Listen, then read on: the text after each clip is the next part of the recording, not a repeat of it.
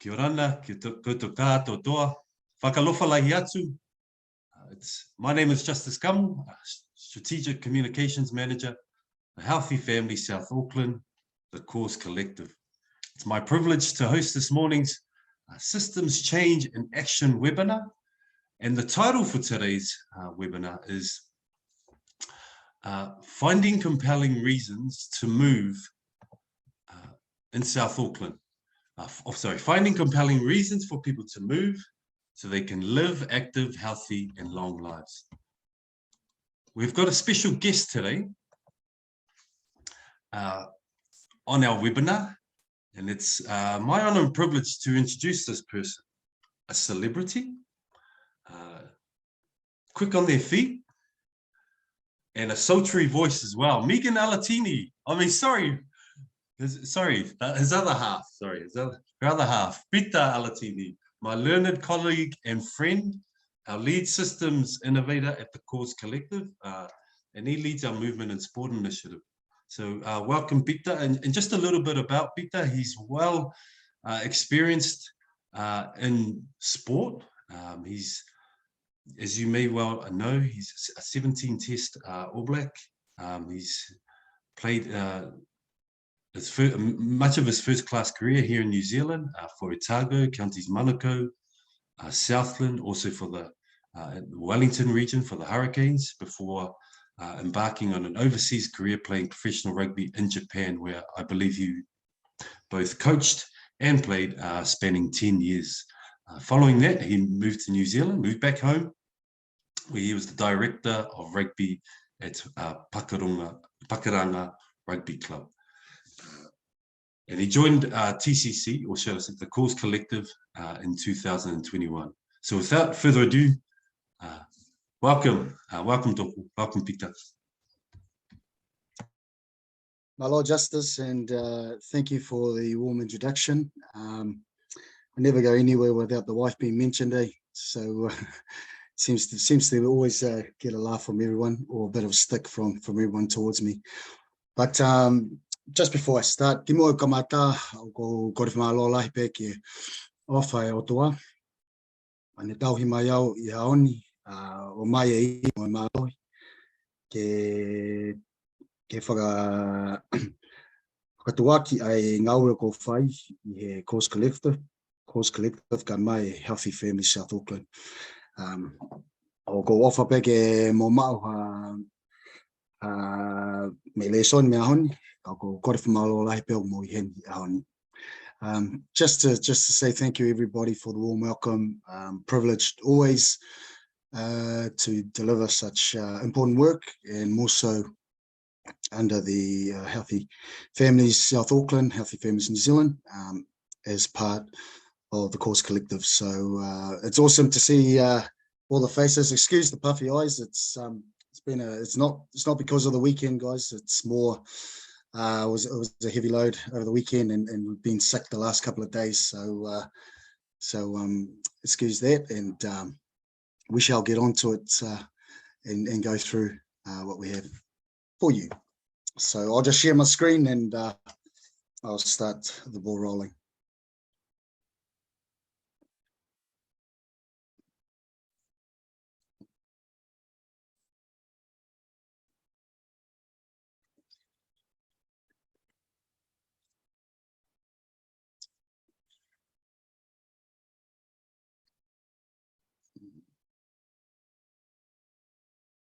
Sorry, guys.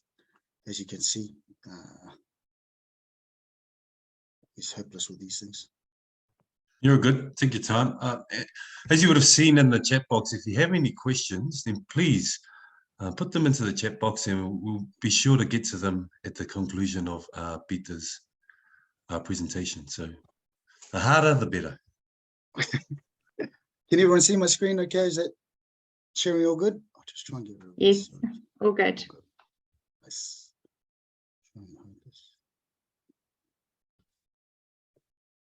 Okay, as mentioned, welcome to this webinar of Movement and Sport in South Auckland, looking at finding the compelling reasons for people to move so they can live active, healthy, and long lives. Presented by moi only. damn it. So just with the Cause Collective is just as I mentioned, we work as a Pacific social change organization, and we're also always interested in social problems facing community and what's getting in the way of them thriving. And movement and sport is no different to all the other initiatives we have. We understand that our people have more complex problems than we know, and which some may think it's easy in their world, but knowing in our world, it's definitely a barrier towards our people to thrive. And also with the Cause Collective, we use different tools, and I think these tools are commonly used around across healthy families. And the biggest parts is to understand our people's experience. What are our people's lived experience, and the way that the systems and services interact with people so that are most affected by the problem. Again, these are key tools for us in finding out compelling reasons for people to move. Just want to start with the work that we've done. We always look at a root cause or root problem. So what is the problem? And the problem we came up to with the work that we've done at the Cause Collective alongside my colleagues is there are no compelling reasons for people to move. At first glance, it was a tough one to swallow, I suppose. Being an ex-rugby player, professional rugby player, it's not really in our vocab or in our blood, I suppose, or DNA, that we always have a reason to move, and more so, I suppose, back then, there's a passion towards something, and there's a game in front of me that I wanted to play. But when I put into the community structure and understanding just what we said before around people's lived experience, what we find is there, for instance, there's competing priorities around our people. There's more around them that really does hinder their ability to find reasons to move. So therefore, it was a huge area that our team had come with, and one that, like I said, there was a lot of arguments between those that are converted to those that are not. But when we put it into perspective, we understand that there is more to our people than in finding the reason to move. And that's one part of it. The other part is a quote that we got from our Pacific influencer, sports influencer from back in the day, Fred Akoi. And he writes that the system is broken. Why are we trying to fix it? We should create our own. And I suppose in a text, when you take that in, I suppose the system is made for what it is. So it suited those that were in this line of work. Unfortunately, of today, the system doesn't really work for our people, for our Pacifica, for our Māori people within our South Auckland area. So in terms of it being broken, how can we come up with ideas into understanding what a system works for our Pacifica people?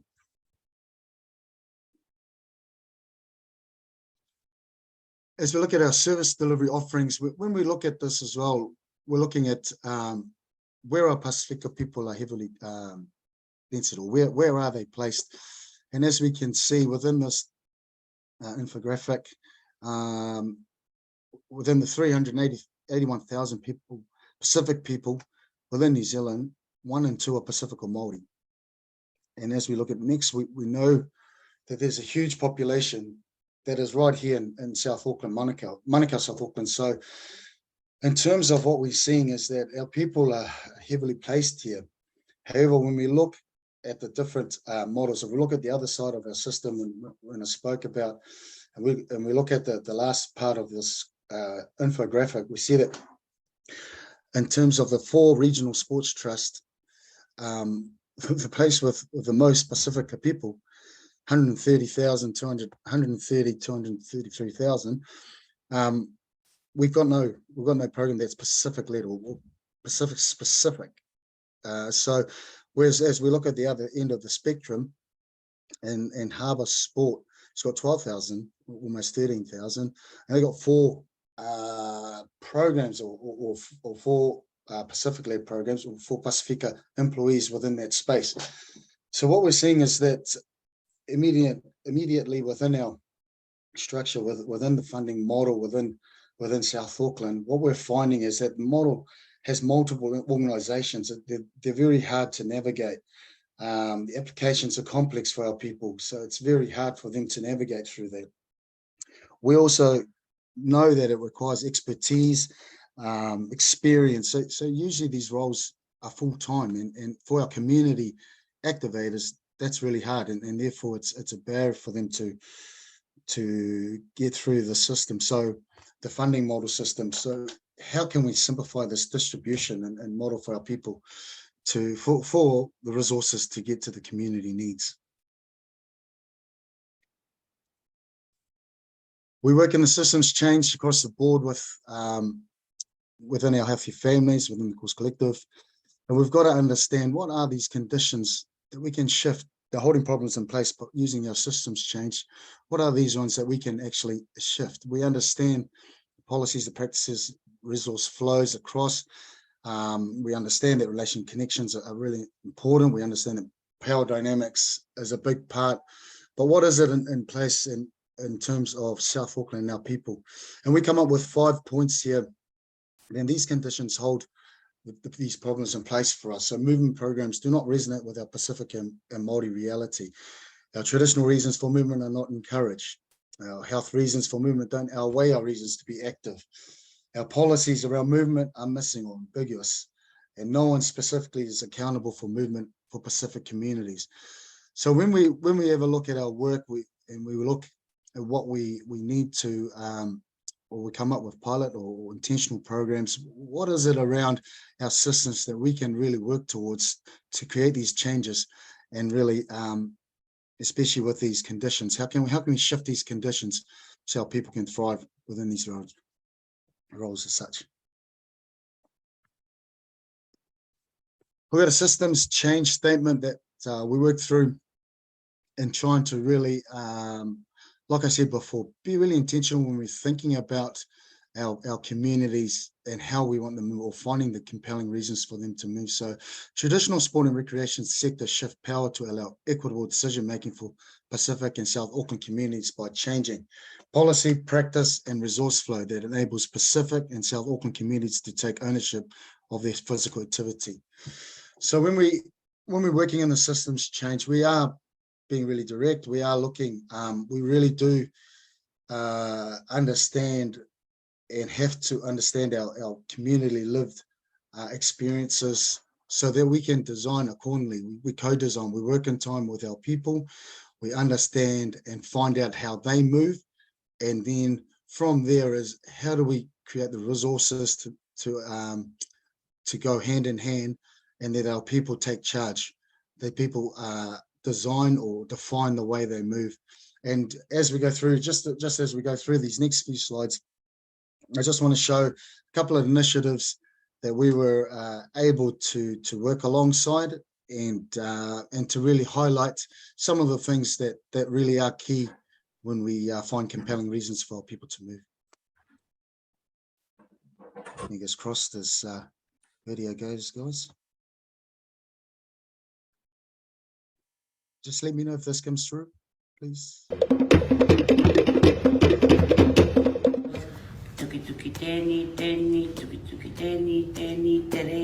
Image. Tereida to the other partner. And then she picks it up. Sorry.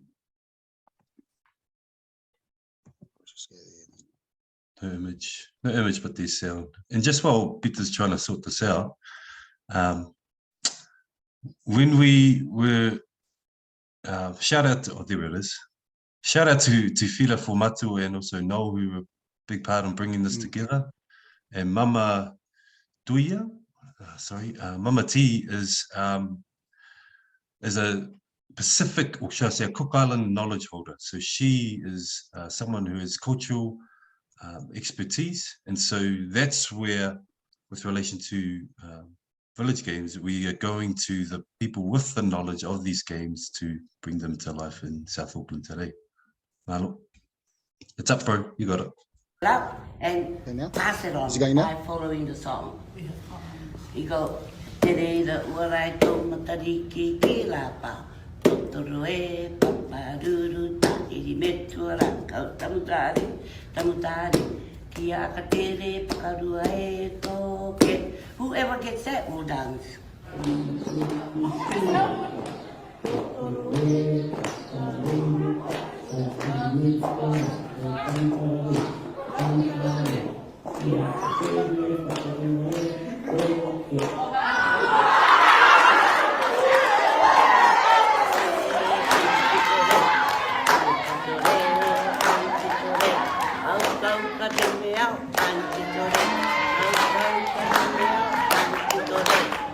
Yeah, it was great for our kids to come together and to learn a traditional Cook Island game.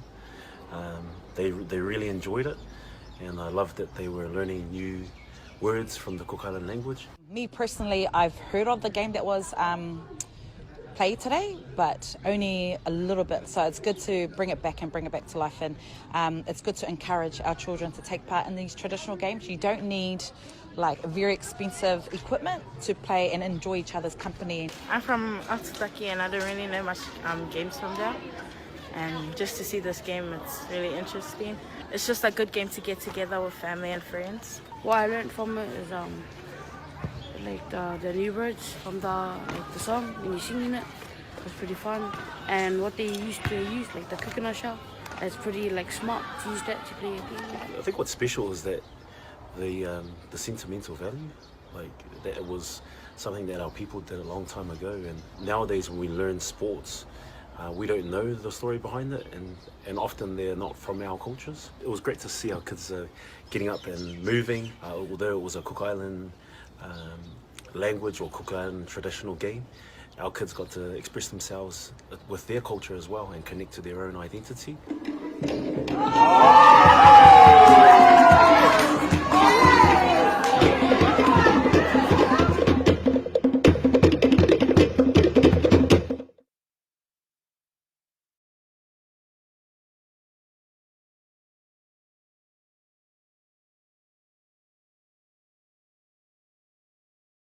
Sorry, team. Am I back? Is that me back? You just need to minimize your video screen.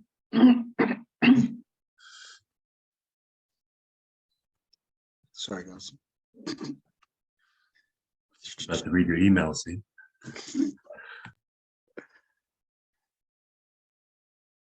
Okay, so what we'll go through the next few slides is around initiatives that we've backbone and been part of, and like Justice had alluded to with Noel and Fila, my former colleagues here, had done the heavy lifting before I'd come in, and as you can see, what we found within our that was one of 8 Pacifica groups that we worked with within the village games. And what we're really touching on is around the policy and practice for systems change around, we have a case for change to validate our Indigenous ways, our cultural responsive movement, and authentically connect and build relationships. So the whole process of the village games came about with Phil and Noel making connections with the cultural leaders within the community. And they were able to tell, like was mentioned on the video, the stories behind the games. As you can see, there's connectivity between young and old, and a lot of fun and laughter, and a lot of different ways of movement. We saw dance, and this was a common practice across all our village games that were shown. We were able to, I suppose, the talanoas that we had with our cultural leaders during lockdown about their games.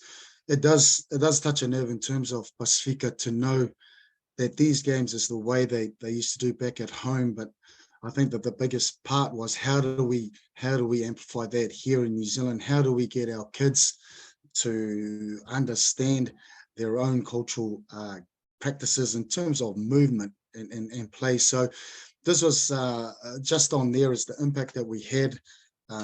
We had a case study that was designed for village games, and then on top of that, just our matrix that just measured through our social pages that we had in either at Facebook and Instagram. And, just talking to the youngins involved, I can see the glow in terms of, I suppose, that identity piece that for our kids of today, when we're talking through their cultural games as such. This is a new pilot that we've just only started this year. We thank Peter Capiccioli at Manukau at Auckland Council, that provided us in a container. So church plant is what we came with in terms of our work was, this is a captured audience who, again, have a lot of inactivity that happens across the church. Is always known for its spiritual leg. But what I found was, how can we understand, we knowing, like I said before, the competing priorities is huge with our families. This is a place they're often at. Usually most churches will have a hall, and then from there was just trying to find some resources. And like I said, thankfully Auckland Council had come through with us to provide a container with some gear.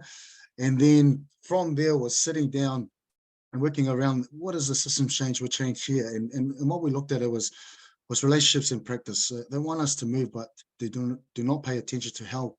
So for this was around, we'd come up with some key ingredients when we're working with our communities, from a survey that was used from our work. And what it had was different, these key ingredients included things like a safe environment, included no judgment within the space. It wasn't about weight loss, it was about social connection. The programs had to have a whānau approach, had to have a familia approach. So as you can see, this is only a couple of weeks, 3 weeks into the program that we're currently running. One is in Otara Tongan Church, and the other is in Otara East Tamaki Samoan Church, Efakasa. And we've these guys are just piloting through them at the moment. But if you can just have a look at and glance at the first at a couple of photos that I've got post, what makes my heart warm is the different variety of people we've got. I think we also got to take on our cultural values. As you can see, the youth girls that I have leading this, there's predominantly girls that you would see, but we have got ideas around how we can have men involved as well. But the key around it is that we've got kids, we've got infants, we've got babies, all the way through to adults. We've got young children, rangatai tamariki, all across the board. So when we're going through these programs, we also make it fun. We know, we understand that the people will move for different way. Is it aerobics? Is it a Zumba? But the programs are evolving, and it suits to what the needs of the people are. So that's the kind of changes that we're trying to do. Like I said, it's only early, but we'll build into this. There's other branches that we want to know, but also having our leaders from churches get behind the program makes a huge stance for our people to move, knowing that they can use their church as a community activation as well, helps us going forward.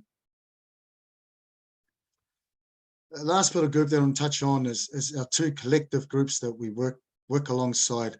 The first to the left of our screen is the MAP Collective, the Move Pacific groups. So these are 6 activation groups or trusts within Otara Mangere that have come together, seeing the problems that I mentioned before. And what we're kind of doing with these groups is understanding, their voice needs to be heard. So the systems change we're after around the power dynamics and resource flow, the lack of vision, accountability of service delivery and practice to enact our policy and strategy. The royal family is sitting at the decision-making table. We are not invited to the table. We get the crumbs or nothing at all. Our people carry on and do what they have to do for their communities. Strongest statement as that is, I think it's just fair to say our activators who work alongside our communities, I suppose it's a voice of their frustration that they're not there when it's time to actually know what's best for our people. These guys live and breathe it, and therefore they want to be there when these design programs, when these things, because they have these lived experience of our people. Our group to the right of Waiho Hawaii, or our group of advocacy group, this is a group that we've invited around activators, again, community activators. We've got sports influencers, got sports legends. We've got people that work in schools, our Pacifica people across the board. And it's not just enticed to be a group that's of by name. We have got high influences, but it's quite fluid across. We want to be a group that's for Pacifica, by Pacifica. We want that voice to be heard across. And what we're trying to work on is what is it exactly that we need as a group that we can focus on that will impact our group, all our activated groups across South Auckland, and therefore more have a collective impact across our communities. And in this group here, we constantly, we understand that everyone has their own areas that they stand in, whether it be within NSOs as such. So we got to make sure that we're protective and understand that although we are wanting to disrupt and kind of create this conversation, we want to make sure that we're protective too, and make sure that we are working along side by side with our stakeholders and not on our own as such. What we have learned, so for us, we need to continue the work that we're with our South Auckland people and Māori communities to co-design programs that suits their needs. We need to work with our stakeholders to simplify the funding model so that our resources are directed to the communities. As we've seen earlier on, we just need things for our communities to dictate, and then we offer them or support them in the background as we do. We want to amplify our unique and traditional cultural ways, as we saw within our village games. The uniqueness of each community or each ethnic group is really important, and it's probably the best way in for them to buy into moving and making a movement part of their lifestyle. And the last one, I think, as we've seen, we need a Pacific strategy for movement and play physical activity, recreation, and sport. We haven't got one as per. We see and love that our Māori brothers and our tangata whenua have got their strategy underway, and it's going across. And it's important for our Pacifica peoples that we come together as a group and start to work on this going forward. Our next steps, I think, from the Cause Collective and Healthy Families South Auckland, in my work is to upscale our work in our village games. How do we showcase these? How do we get in stake with our sports coordinators within schools, from primary to intermediate, secondary, and kind of have these games as part of a program that they have at school, so we can spread the different uniqueness again of our cultural values across the group. Insights reports for us for how our people can move. We're working on relationships and connection in our practice within South Auckland. How can we get that outside so we can have the conversations with our stakeholders and work hand in hand to make sure that we can get that through. And lastly, just working with our groups and our community to create a plan for Pacific strategy and movement and sport. Just looking at power dynamics and our resource flow and our systems change there. Just really working hard. I really want to, I think of late, since I've been in the role, it's important to understand that the relationships that we're building with our stakeholders and trust are really improving, and we want to make sure this is not one to just disrupt and be a high voice. All we want is to be heard and work together. What those steps are, work together with our stakeholders, and then making sure that the people in need actually get the resources and are moving. And as we know that our obesity rates are still really high, chronic ill disease is still high. So how can we start to work together to make sure we get those figures down and make our people thrive in their lives of today? And malo bedo ke tākatoa pē. Thank you everyone for listening. I hope there's something there, and I'll just stop sharing there and throw back to Justice and take some questions from there. Malo. Malo Pito, Peter. Thank you for sharing your work in those. I know you've got a team behind you, so I also acknowledge them, but well done for leading the space for the Healthy Families South Auckland, the Cause Collective. Malo Pito. We did have a couple of questions come through the chat. And before we get to those, I thought I'll just ask a question or two, if that's okay with you, brother. The root cause, there's no compelling reason to move. You're a professional athlete, spent many years overseas and here in New Zealand applying your trade, so you had a purpose to move.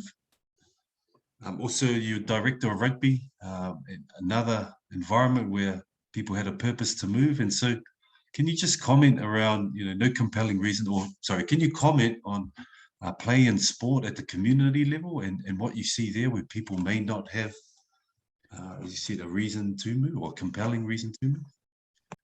Thanks, Justice. Yeah, it's an interesting topic, and I suppose it's one that's commonly spoken about nowadays. And I suppose for myself, moving away from a professional environment, even a structured sport environment, and coming into community, and it's just a breakdown of, as I said before, there's competing priorities for our families nowadays. There's unfortunately with structured sport, dare I say it, I came into it, but elitism is very has come into our programs at an earlier age compared to what it was. I mean, I suppose in our day it was there, but there was still a lot of fun, and there was a passion around playing in that structured sport as such. But I suppose with our community, understanding that there's, and also the fact, like I said, the factor in those high performance spaces, there is a common goal to earn, and I suppose especially when it's Pasifika Māori, and I speak for that can get lost in the world of just our kids wanting to play. So it's within the communities, it's really I suppose finding different areas to participate without losing the structure of the game, and that's kind of, for me, it's around evolving different things. It can't stay in its traditional spaces. It's got to move with the times, move with what suits the majority, and and how does that look? Well, I take for instance when I was in club sport, there were days where Saturday was more important to the younger age grades to earn extra money on a Saturday. And how could we kind of come up with a plan? How might we be able to play midweek or week where they can still get the best of playing the sport, but also have their weekend to earn? Because as we can see now, it's definitely getting tougher to try and choose between the two. So that's always been the space, and I suppose within our community, it's just like I said, you got to work inside, you got to listen to where they're at, and you got to design things accordingly. And it's quite hard, but it can be as simple as your basic movements that they want to do, and sometimes those are just games.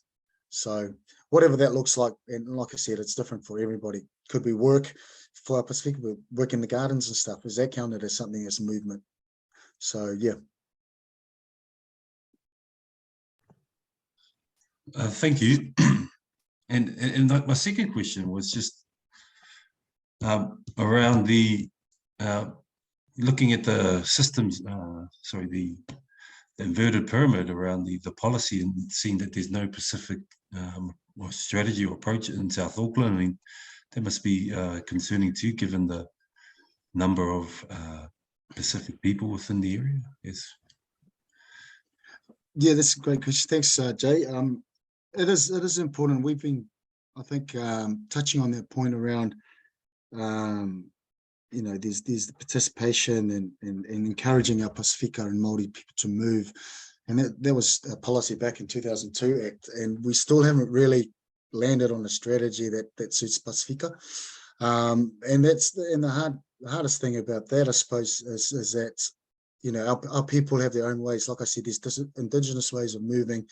There's other ways that that needs to be included in the movement space with social connection. There's an identity piece to it. There's different other pieces to the puzzle in terms of Pasifika strategy, but it needs a collaborative effort from all our Pasifika, Pasifika countries and communities, knowing there's 22 countries in the Pacific, so it's huge, and everyone will want a voice. But what is it?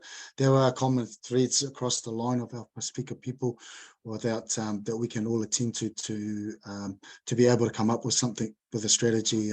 Justice.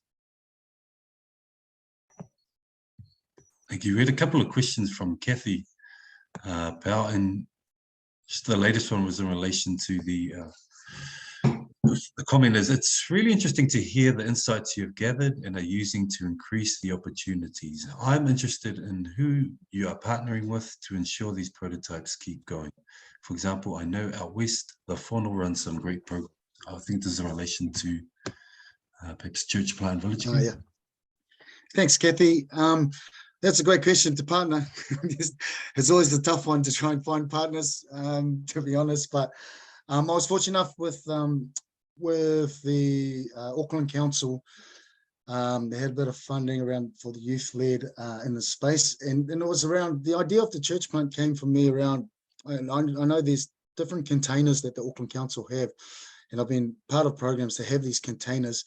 But sometimes during winter, they're just kind of they're not used or not being they're underutilized as such. And so the idea we pitched to Auckland Council was if we could have one of those containers, especially during winter, knowing that in a hall at a church there's a space to use, and then and often most of the time is the resources for our people to have. And it's not necessarily like the resources we have and so you use it all the time, but there's different, you can use it for different cases in terms of the movement part. But I think that was how we managed to get it. And just kind of looking through at a church, like I said before, there's our Pacific people do get navigate to the church, and my idea was the spiritual pillar is really strong. If I will look at it in a holistic approach and well-being approach, how can we understand that that movement and physical is one, whānau whāmili is another, and social connection is the other. So how can we, and the church is a perfect place for it, but it was just around the conversations around, especially with the pilot, how to get a minister that's really open to the idea, that's open that it may be just church, but it also could go out to community, and then having an open-minded group of youth kids that are wanting to move and help their families come through, and kind of creating that space where it's not about, we talk about challenges, we talk about, and for a converted group, that's all good. But, for Pacifica, when I sometimes hear boot camp, sometimes they hear challenge, it is quite off-putting. It means hard work. And one of our key ingredients is like painless ways of moving. And painless ways is something like, you see now with Zumba, where everyone's just laughing and dancing, yet they don't know, they break into a sweat and then they figure out where that sweat came from. So it's almost kind of having that part attached to it. And if you understand Pacifica, there's a lot of mocking, a lot of laughing. Sometimes a lot of that, but if you can do that while they're moving, then we're actually winning in all ways as well. So, and that's been the approach that we came up with around the church plant. It can really deal to the holistic well-being of our people too, if we get it right. Kathy also had a question. How did you get into the school? And I'll expand that to how did you get in the church as well? Again, relationships and connections around churches, the churches that I wanted, because it's a pilot program. I thought, what's low-hanging fruit that I know that I could go and work with, and then I contact through our ministers at the Cause Collective. We managed to land on 2 churches that way. So it's current connections that we do have, understanding it's a pilot, and then how might we be able to use that maybe as a proof concept that we may be able to pass on to other churches that may be keen to go this route. In terms of schools, that's a great one. It's always tough. We have a One Love initiative within the Cause Collective that deals within neighbourhoods in South Auckland. We've got 4 neighbourhoods that's directed, and we work in these neighbourhoods that one of the conditions that they have schools. So again, the relationships that we've kind of currently have is just how do we reconnect without over exhausting them, but it's an opportunity that they will benefit just as much as we can offer as such.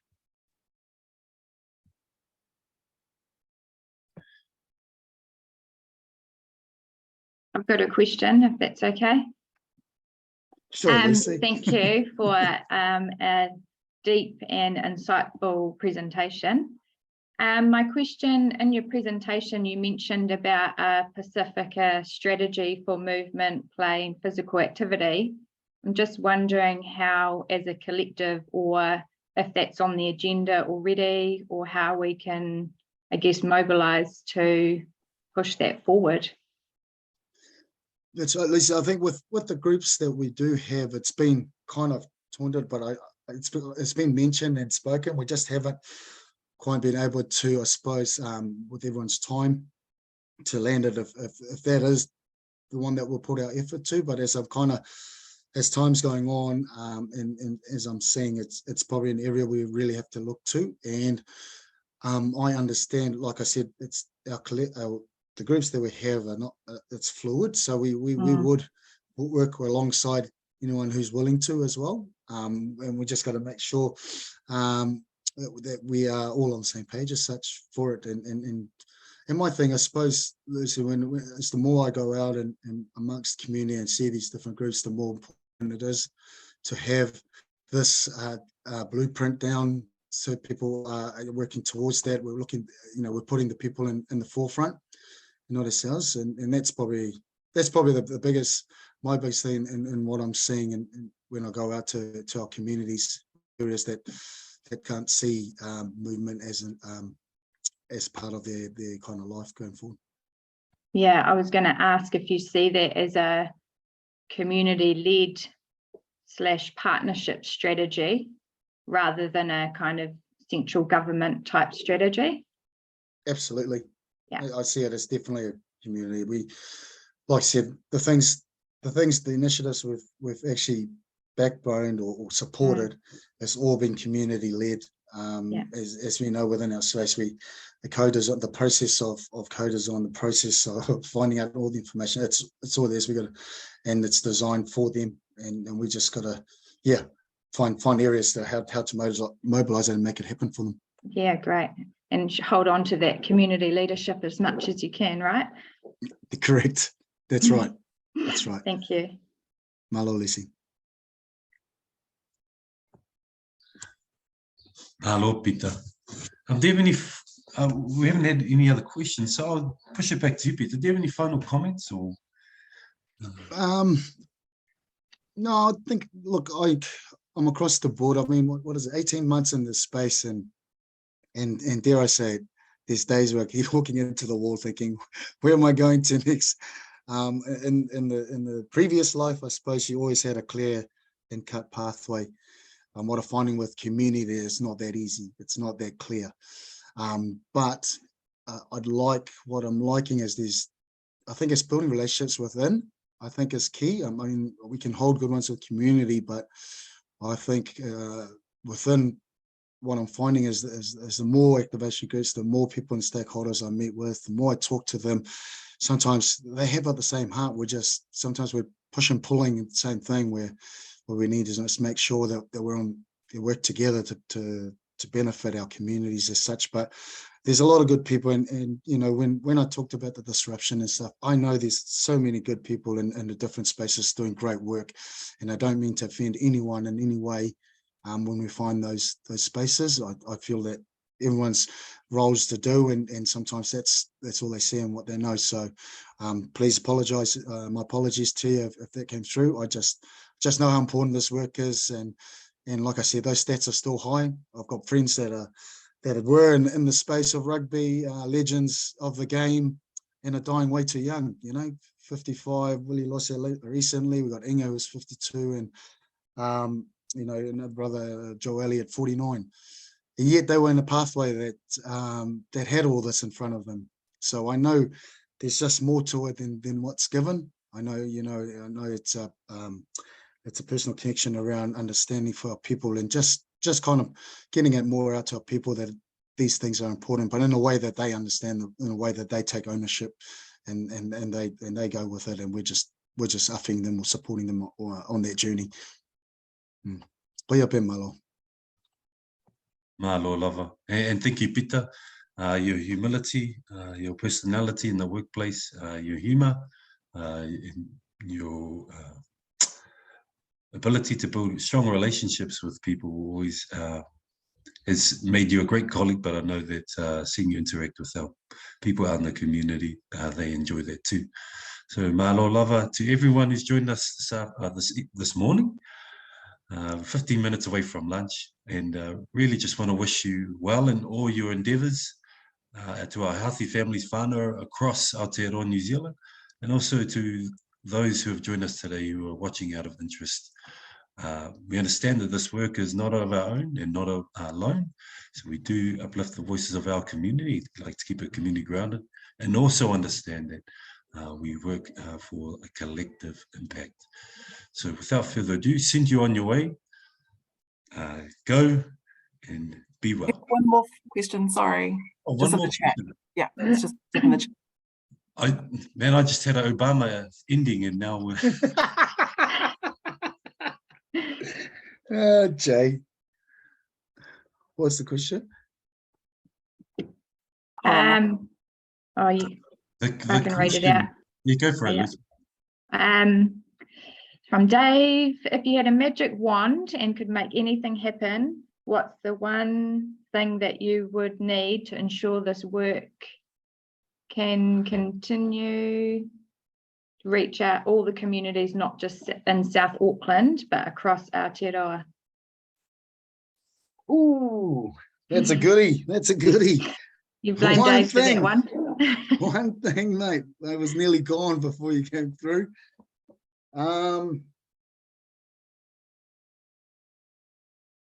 It's a real tough one to land on one, only because for me, I know for people, I think it's understanding the journey and where they're at. There's so many different things that are going through, but when you're understanding yourself in terms of who you are and what you do, you feel good about yourself, whatever that may look like. It's kind of, how do you land on that with our people? Because I think there's a big part where just there's parts where we're just forever kind of looking at, we're just not good enough at stages. And if they recognize the journey and understand those things that have done within to build the person to be, regardless of obviously different people have different things, but if you kind of nail that, our people can understand their journey, understand who they are and their emotions and stuff, I guarantee you they can be able to kind of, in small steps, be able to live a life that will thrive in, rather than always living life looking at regrets and looking what's in front. I don't know if that answered that, Dave, but that's all I could come up with. Sorry, bro.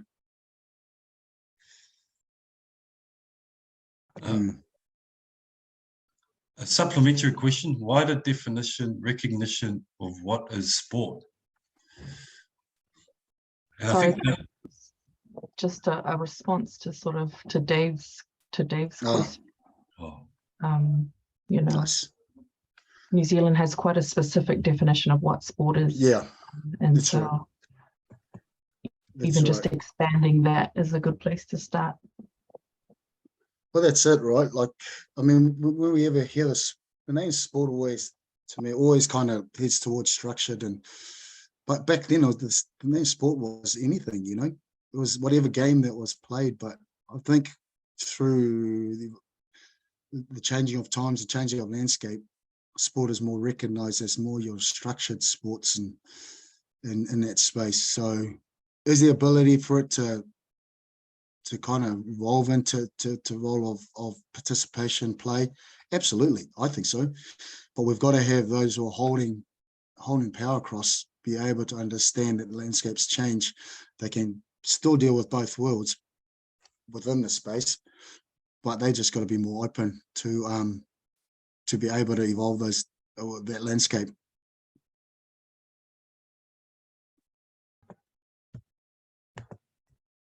I love it. Thank you, everyone. Please, Peter, have a look at the comments. There's some awesome encouragement here for you and your work. So please take the time to look at the comments. Thank you, everyone, for joining us today. Thank you.